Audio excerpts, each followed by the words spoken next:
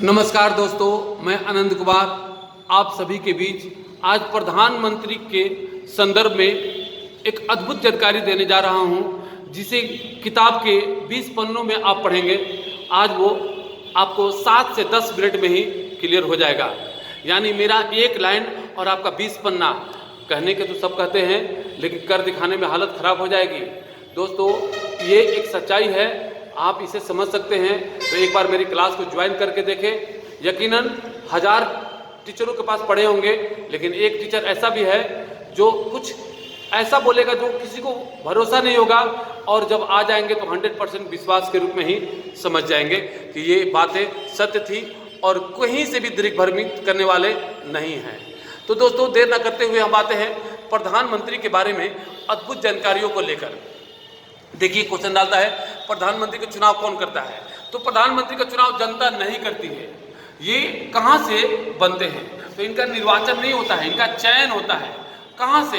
लोकसभा से और राज्यसभा से। तो क्वेश्चन यहाँ से आ जाएगा कि प्रधानमंत्री कौन होते हैं। तो कार्यपालिका के वास्तविक मालिक होते हैं। उसके बाद प्रधानमंत्री का कार्य क्या है? तो व्यवस्थापिका के प्रधान के रूप में कार्य करना। उसके बाद प्रधानमंत्री को शपथ कौन दिलाता है? तो पी का मतलब प्रेसिडेंट यानी राष्ट्रपति। प्रधानमंत्री का वर्णन किस अनुच्छेद में है? तो अनुच्छेद 75 में। प्रधानमंत्री का न्यूनतम उम्र कितना होता है? तो 25 वर्ष और कार्यकाल 5 वर्ष। उसके अलावा प्रधानमंत्री को हटाने के लिए कौन सी प्रक्रिया लगाई जाएगी? तो अविश्वास प्रस्ताव। अविश्वास प्रस्ताव किसी भी सदन में लाया जा सकता है, और जब भी आता है विपक्ष के द्वारा आता है। तो अब तक 15 व्यक्ति प्रधानमंत्री बन चुके हैं। पद के हिसाब से 17 और व्यक्ति के हिसाब से 15 ऐसे क्वेश्चन भी डालता है। सर्वाधिक कार्यकाल के लिए बनाए गए पीएम कौन थे? तो जवाहरलाल नेहरू। ये लगभग 17 साल प्रधानमंत्री के पद पर रहे। संवैधानिक रूप से जवाहरलाल नेहरू 1952 में प्रधानमंत्री का पद ग्रहण किया था। तो प्रधानमंत्री की पहली बार शपथ किसने दिलवाया था? तो पहली बार दिलवाए थे हमारे गवर्नर जनरल लॉर्ड माउंटबेटन, और ये पहली बार शपथ लिए थे 1947 में। उसके बाद 1952 में पहली बार आम चुनाव हुआ था, जिसकी घोषणा 1951 में हुई थी। तो दोस्तों, ये होगा एक छोटा सा नज़ारा। दूसरा सर्वाधिक कार्यकाल के लिए बनाए गए पीएम कौन थे? इंदिरा गांधी। इंदिरा गांधी 14 साल की अपने कार्यकाल को निभाई थी। यानी 66 से लेकर 77 तक वो लगातार रही थी। यानी राज्यसभा से बनने वाली पहला महिला पीएम इंदिरा गांधी थी। और फिर दोबारा वो चुनाव जीती थी 80 में, और गोली मार दिया गया था 1984 में। तो इस तरह से उनका कार्यकाल 14 वर्ष लगभग रहा। अब आते हैं कि अपने कार्यकाल में मृत्यु के शिकार कितने प्रधानमंत्री हुए। तो दोस्तों, 3 व्यक्ति मृत्यु के शिकार हुए। जवाहरलाल नेहरू जो 1964 में जो है अकाल मृत्यु के शिकार हुए। 1966 में लाल बहादुर शास्त्री जो विदेश में मरने वाले पहला प्रधानमंत्री बने। और इंदिरा गांधी जो अपने कार्यकाल में अपने बॉडीगार्ड के द्वारा गोली मारकर हत्या करने से इनकी मौत हुई। तो इस आधार पर 2 कार्यकाल के लिए बनाए गए प्रधानमंत्री कितने थे? तो 5। कौन कौन? जवाहरलाल नेहरू, इंदिरा गांधी, अटल बिहारी वाजपेयी, मनमोहन सिंह और नो एक्शन मार्क वल्ली। यानी ये कहा जाता है नरेंद्र मोदी को, उनको कहा जाता है नो एक्शन मार्क वल्ली। बोलेंगे ज़्यादा, फेंकेंगे ज़्यादा और रोकेंगे कम। तो इसीलिए इनको कहा गया नो एक्शन मार्क वल्ली, नमो नरेंद्र मोदी। अब आते हैं यहाँ पर कि लगातार 2 कार्यकाल के लिए बनाए गए प्रधानमंत्री कौन थे। तो लगातार तो वो हो गया 2 कार्यकाल के लिए। तो 2 बार बने थे अटल बिहारी वाजपेयी भी, उसके अलावा जवाहरलाल नेहरू, इंदिरा गांधी, मनमोहन सिंह और नरेंद्र मोदी। ये सारे लोग 2-2 बार प्रधानमंत्री बनने का गौरव प्राप्त कर लिए थे। तो दोस्तों, उसके बाद मैं यहाँ से क्वेश्चन को लेते हुए आता हूँ कि कितने प्रधानमंत्री को भारत रत्न दिया गया। तो उसका एक छोटा सा लाइन है, मुरारी लाल गिरजा। लिखने का शैली कुछ ऐसा है कि आपको तुरंत याद में आ जाएगा।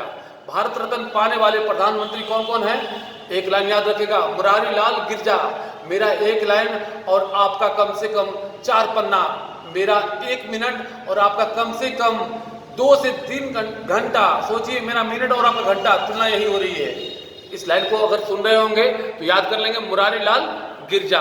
मुरारी का मतलब मुरारजी देसाई 1991 में, लाल का मतलब लाल बहादुर शास्त्री, जी का मतलब गुलजारी लाल नंदा 1997 में, आई का मतलब इंदिरा गांधी, आर का मतलब राजीव गांधी, जे का मतलब जवाहरलाल नेहरू, ए का मतलब अटल बिहारी वाजपेयी। दोस्तों, अब यहां से क्वेश्चन आ गया, मरणोपरांत कितने लोग पाए थे?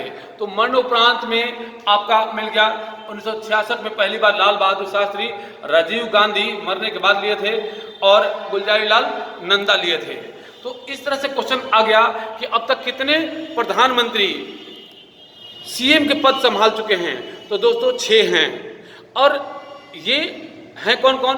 तो एक लाइन छोटा सा फिर मैंने दिया कि मुख्यमंत्री के चरण में मुरारजी ने बीपी एवं पीबी का नमन देव के रूप में किया। तो एक बार फिर से समझिएगा, मुख्यमंत्री के चरण में यानी चौधरी चरण सिंह, मुरारजी ने यानी मुरारजी देसाई ने, विश्वनाथ प्रताप सिंह यानी बीपी सिंह, पामुल प्रति वेंकट नरसिम्हा राव यानी विश्वनाथ प्रताप सिंह, पीबी नरसिम्हा राव, और नमो का मतलब नरेंद्र मोदी, एचडी देवगौड़ा, हरदन हल्ली देवगौड़ा। तो यहाँ से ये 6 व्यक्ति जो थे सीएम के पद पर कार्यरत हो चुके थे। अब यहाँ से क्वेश्चन निकल रहा है कि अब तक भारत में आज़ादी के बाद मुख्य रूप से 4 युद्ध हुए थे। 1962 में जवाहरलाल नेहरू के काल में चीन के साथ, 1965 में लाल बहादुर शास्त्री के साथ पाकिस्तान के साथ, और उसके बाद इंदिरा गांधी 1971 में अटल बिहारी वाजपेयी के काल में कारगिल युद्ध। तो दोस्तों, ये युद्ध भी पूछता है किस प्रधानमंत्री के काल में, किस देश के साथ और किस वर्ष। तो इस पर बहुत सारा क्वेश्चन निकलेगा एक छोटा सा लाइन पर। उसके अलावा समझौता, भारत में अब तक समझौता हुआ था मुख्य रूप से पहली बार 1954 में पंचशील समझौता, 5 बातों को लेकर चीन के साथ। 1954 में जवाहरलाल नेहरू के साथ हुआ था यह समझौता। ताशकंद समझौता जो एकमात्र समझौता विदेश में हुआ था 1966 में, और इसी में इनकी मौत भी हुई थी जो संदेहास्पद रूप से मानी जाती है। शिमला समझौता 1971 में जो 71-72 में नहीं चलता है, बांग्लादेश को आज़ादी मिली थी इंदिरा गांधी के काल में। तो इस तरह से प्रधानमंत्री की एक छोटी सी चर्चा आपके लिए जबरदस्त इंपॉर्टेंट होगी। क्वेश्चन डाल देगा, मंत्रीगण किसके प्रति समर्पित होते हैं? तो मंत्री कह देगा तो प्रधानमंत्री नहीं, राष्ट्रपति, लेकिन मंत्रीगण कह देगा तो प्रधानमंत्री, यानी एकल रूप से राष्ट्रपति और सामूहिक रूप से प्रधानमंत्री। तो इस तरह से मेरा एक लाइन प्रधानमंत्री का जो है ना आपके लिए अद्भुत काम करेगा। दोस्तों, मेरा एक पेज आपके लिए 120 पेज के बराबर होगा। यकीनन ये हजारों करोड़ों छात्रों को फेक लगेगा, लेकिन हकीकत है कि इस चीज़ को एक बार आजमा कर देखें, आकर देखें। सफलता एजुकेशन में आपका स्वागत है। अच्छा लगे तो वीडियो को शेयर करें और अधिक से अधिक छात्रों तक हमारे यहाँ पहुँचाने का प्रयास करें। मैं इसी तरह का वीडियो बनाकर आप लोगों को बीच देते रहूँगा और आपसे उम्मीद करूँगा कि आप जो वर्षों की पढ़ाई कर रहे हैं उसे महीनों में और घंटों में बेहतरीन प्रदर्शन के साथ अच्छी तैयारी के रूप में बदलें। धन्यवाद।